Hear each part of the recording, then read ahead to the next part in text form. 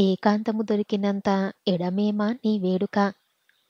FM రేడియోలో మధుర గీతాల్లో వినిపిస్తున్న నాటి నేటి పాట మనసు పొరల్లో ఎక్కడో తీగలను సవరిస్తుంది. ఏకాంతం. ఈ పదం అందమైనది, అపురూపమైనది. అయితే అదే కొందరికి అరుదైనది కూడా. జాజిపూలు కోస్తున్న శాంతంలో ఆలోచనల తరంగాలు తనకి ఎంతో నచ్చిన పాట. మళ్ళీ మళ్ళీ వినాలనిపిస్తుంది. అలాంటి సన్నివేశం జీవితంలో ఒక్కసారైనా వస్తుందేమో అని చాలా ఆశపడింది. ఏకాంతమే ఎండమావి అయితే ఇక పాటలు కూడానా? నవ్వుకుంది శాంత. ఇదే ఇల్లు, ఇవే పరిసరాలు, ఇదే జాజి చెట్టు. సాయంత్రం ఆకాశం అరుణిమ దాల్చి సిగ్గుపడుతున్న పెళ్లి కూతురులా ఉన్నప్పుడు పూలు చెట్టంతా పరుచుకొని కవ్వించేవి. ఉదయం తెల్లగా విచ్చిపోయి మమ్మల్ని కూసి మా అందాన్ని ఆస్వాదించే తీరిక, ఓపిక మీకు లేవా? పాపం అంటూ నవ్వుతూ వెక్కిరిస్తున్నట్లు అనిపించేది శాంతకు. పెళ్ళై అత్తగారింట్లో అడుగుపెట్టగానే ఆ పూల మొక్కలు చూసి మురిసిపోయింది. వీధి చివర వేణుగోపాలస్వామి కోవెల ఉదయమే వినిపించే సుప్రభాతం, కోవెల గంటలు. ఆహా! ఏమి నా భాగ్యం అనుకుంది పల్లెటూరు నుంచి వచ్చిన శాంత. తను వచ్చింది హైదరాబాదుకని గడియారంతో పాటు పరుగులు, కుక్కరు కూతల్లో కలిసిపోయి వినిపించని కోవెల గంటలు, ఊపిరి సలపని పనులు, చెవులకు వినిపిస్తున్న మనసుకు ఎక్కని సుప్రభాతాలు, బిందెడు నీళ్ల కోసం పడిగాపులు, మనుషుల మధ్య ఉన్న కరువైపోయిన పలకరింపులు ఇక్కడ మామూలని తర్వాత తెలిసింది శాంతకి. మెల్లగా అదే అలవాటైపోయింది. పెళ్ళైన వెంటనే తిరుపతి, చెన్నై అలా అలా సరదాగా తిరిగి వచ్చారు శాంత, మూర్తి. అంతే. అవే మర్చిపోలేని మళ్ళీ రాని మధుర స్మృతులని. ఇక మళ్ళీ అలాంటి రోజులు రావని అప్పుడు శాంతకి తెలియదు. తీయని అనుభూతులతో, ఏవేవో ఊహలతో అత్తగారింట్లో అడుగుపెట్టిన శాంత ఆ పరిస్థితులు జీర్ణం చేసుకోవడానికి చాలా ఇబ్బంది పడింది.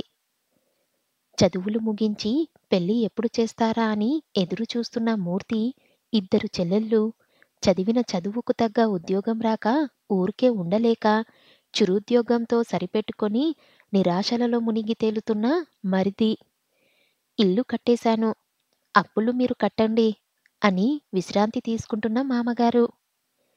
ఎవరికి ఏ పని చెప్తే ఏం కోపం వస్తుందో అని అన్ని పనులు తన మీదే వేసుకొని క్షణం తీరిక లేకుండా సతమతమయ్యే అత్తగారు. మౌనమే నీ భాష అన్నట్లు తన పని తాను చేసుకుపోయే భర్త మూర్తి.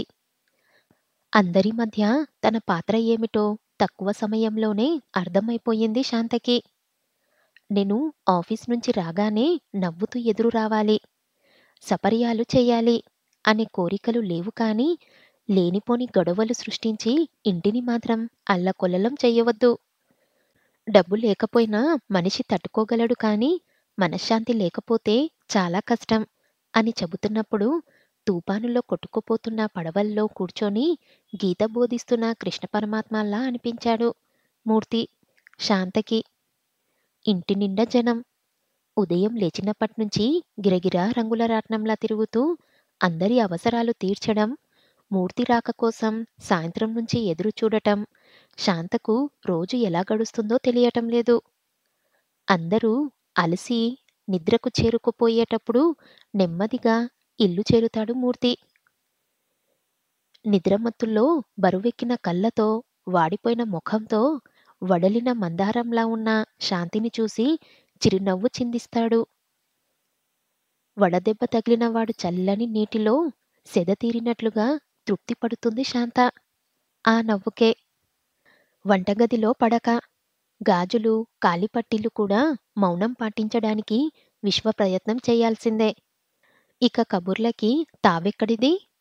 ఈ పరిస్థితుల్లో శాంత కోరికలు, ఆశలు అటకెక్కాయి. మూర్తితో కూర్చొని కాఫీ తాగుతూ పేపర్ చదవాలని, ఒక్క ఆదివారమైనా ఇద్దరూ ఏకాంతంగా గడపాలని సన్నని బెడ్ లైట్ వెలుగులతో ఘంటసాల పాటలు వింటూ నిద్రపోవాలని ఇలా అన్ని చిన్న చిన్న కోరికలే. కాని శాంతకు అవి అసాధ్యాలు. ఏకాంతమన్న పదం తన నిఘంటువులో లేదని అర్థమైపోయింది శాంతకు. అన్నీ తెలిసిన మూర్తి స్థితప్రజ్ఞుడే. పెద్ద ఆడపడుచు పెళ్ళికి అమ్మా, వదినకి పట్టుచీర కొను. ఎప్పుడూ ఏమీ అడగలేదు అంది ఆ అమ్మాయి. మా కోడలు బంగారం. అందుకే చీరలు నగలు మీద ఆశలేదు. ముడిసిపోయిందా అత్తగారు. శాంత నీరసంగా నవ్వుకుంది. తన కోరికలు పట్టుచీరలు నగల కంటే అమూల్యమైనవి. ఏనాడు శాంత తన అసంతృప్తిని బయటపడనివ్వలేదు. తనకింతే ప్రాప్తం అనుకునేది. మంచి భర్త, సూటిపోటి మాటలతో సాధించని అత్తగారు దొరకడమే తన అదృష్టం అనుకుంది. ఇద్దరు పిల్లలు పుట్టడం, మరిది ఆడపడుచుల పెళ్ళిళ్ళు, వాళ్ళ పురుళ్ళు పుణ్యాలతో శాంతికి తన గురించి ఆలోచించుకునే అవకాశమే దొరకలేదు. పిల్లలతో కష్టంగా ఉంది అన్నయ్య. వదినని 10 రోజులు పంపించవా? నేను ఊరెళ్ళాలి. మా ఆవిడకి సాయంగా వదినని పంపించు అంటూ మరిది ఆడపడుచులు శాంతిని ఓ యంత్రంలా వాడుకున్నారు. ఎవరికే ఇబ్బంది వచ్చినా బస్సెక్కడానికి సిద్ధం శాంత. ముందుగా అత్తగారు తర్వాత 2 ఏళ్లకు మామగారు తమ వంతు బాధ్యతలన్నీ నిర్వర్తించి పరమపదం చేరుకున్నారు. అత్తగారు పోయాక మామగారికి మూర్తికి కష్టమని శాంతిని పిలవడం తగ్గించినా తరచుగా వచ్చి వారం 10 రోజులు ఉండి వెళ్ళేవాళ్ళు. చాకిరి మాట ఎలా ఉన్నా కనీసం మూర్తికి దూరంగా కాకుండా కళ్ళ ముందైనా ఉంచారని సంతృప్తి పడింది శాంత. శాంత పెద్ద కొడుక్కి ముంబైలో మంచి ఉద్యోగం వచ్చింది. మీరు కూడా నాతో వచ్చేయండి. ఇంకా ఎంతకాలం ఈ ఇరుకు గదుల్లో అని పట్టుపట్టాడు. శాంతికి అవి ఇరుకు గదుల్లా అనిపించలేదు. జ్ఞాపకాల ఊసులన్నీ నింపుకున్న అద్భుత సౌధాల్లా, చుట్టుపచ్చని చెట్లతో సుందర ఉద్యానవనంలా అనిపిస్తుంది. చిన్నవాడి చదువుందిగా అని సర్ది చెప్పి పెద్దవాడి పెళ్లి చేసి పంపించారు. చిన్నవాడు ఫైనల్ ఇయర్ ఉండగానే ఉద్యోగం వచ్చింది. పెద్ద కోడల్ని పురిటికి రమ్మంటే చిన్న ఇల్లు వద్దు, మీరే రండి అన్నారు కొడుకు కోడలు. ఎలాగో మొక్కుబడిగా 3 నెలలు ముంబైలో ఉండి కోడలి బాధ్యత వియ్యపురాలికి అప్పగించి వచ్చి మూర్తి చెంతన చేరింది శాంత. అంతలో చిన్నబ్బాయి పెళ్ళి, అమెరికా ప్రయాణం. శాంతను మూర్తిని వెంట తీసుకెళ్లాలని చాలా ప్రయత్నించాడు. సున్నితంగా తిరస్కరించారు మూర్తి, శాంత. సిటీ జీవితమే యంత్రంగా మారిపోయి బాధపడుతుంటే ఇక అమెరికా అంటే మరీ ఘోరమైన పరిస్థితి అని ఇద్దరికీ తెలుసు. ఇక్కడ కనీసం పక్కవాడైనా పలకరించడానికి ఉంటాడు. అక్కడ భరించరాని ఒంటరితనం మనిషిని వేధిస్తుంది. ₹1,00,00,000 అక్కడికి వెళ్ళవద్దు. మన ఊరు, మన మనుషుల మధ్య ఉన్న ఆనందం ఆ విలాస జీవితంలో వెతికి చూసినా దొరకదు అని పక్కింటి కాంతమ్మ సలహా ఇచ్చింది శాంతకి. అందరూ వెళ్ళిపోయి బాధ్యతలు బరువులు తీరిపోయి ఒంటరిగా మిగిలారు శాంతామూర్తి. జీవితపు 40 మైలురాయి దగ్గర ఆగి ఇంత దూరం ఎలా నడిచాం? సాధించింది ఏమిటి? పోగొట్టుకున్నదేంటి? అని వెనక్కి తిరిగి చూస్తే శాంతకి బంధాలని చిక్కుముళ్ళ మధ్య నలిగిపోయిన తమ యవ్వనం, వాడివేడి తగ్గి ఉసురుమంటూ అణిగిపోయిన కోరికలు, ఆకాశ కుసుమల్లా అందక చెప్పుకోక మిగిలిపోయిన చిలిపి ఊసులు కనిపిస్తున్నాయి. అంట్లు తోమి తోమి అరిగిపోయి గరగరాలాడుతున్న చేతులు, నీళ్ళల్లో నాని నాని పగుళ్లతో చీలిన పాదాలు, మేము వచ్చేస్తున్నామంటూ హెచ్చరిస్తున్న తెల్ల వెంట్రుకలు. మధ్యతరగతి ఇల్లాలికి ప్రతిరూపంలా ఉన్న శాంతిని చూసి మూర్తి ఓసారి, శాంత, ఇప్పుడు మనకి సమస్యలేం లేవు కదా? ఒకసారి బ్యూటీ పార్లర్కి వెళ్ళి అందమైన అప్పటి శాంతిలా మారిపోకూడదు అన్నాడు. వయసు పైబడుతుంటే బ్యూటీ పార్లర్ వాళ్ళు మాత్రం ఏం చెయ్యగలరు పాపం. మీరే అప్పటి కళ్ళతో చూడండి జవాబిచ్చింది శాంత. ఇప్పుడు శాంతకి కావాల్సినంత తీరిక, తెల్లవారుజామున లేచి పూజ ముగించుకోవడం, పూలమాలలు కట్టి మూర్తి ఆఫీసుకు వెళ్ళగానే కోవెలకి వెళ్ళడం, వేణుగోపాలస్వామి సన్నిధిలో కాసేపు సేద తీరడం, ఇంటికి వచ్చి ఏదో కాలక్షేపం చేస్తూ మూర్తి కోసం ఎదురుచూస్తూ పూలు కోస్తూ ఆ పూల మౌనరాగాల్ని ప్రశాంతంగా ఆలకించడం శాంతకు ఇంతకంటే ఆనందం ఏది లేదేమో అనిపిస్తుంది. దేవిగారు, భక్తుణ్ణి కాస్త కరుణిస్తారా? మూర్తి పిలుపులతో ఉలిక్కిపడి చూసింది శాంత. ఎదురుగా మూర్తి. ఏవో ఆలోచనలు. సిగ్గుపడింది శాంత. నీవు సిగ్గుపడుతుంటే మంచుల్లో తడిసిన ముద్దమందారంలా ఉన్నావోయ్, చమత్కరించాడు మూర్తి. ముసలి మందారమా, ముద్దమందారమా? నవ్వుతూ అడిగింది శాంత. వృద్ధాప్యం శరీరానికే కాని మనసుకు కాదు శాంత. నిజానికి మనిషికి తోడు అవసరమయ్యే అసలైన వయసు ఇదే. ఇప్పుడు మనం ఎవరి గురించి ఆలోచించక్కర్లేదు. నాకు నువ్వు, నీకు నేను. అంతే. మూర్తి మాటల్లో నిండిన సంతృప్తి.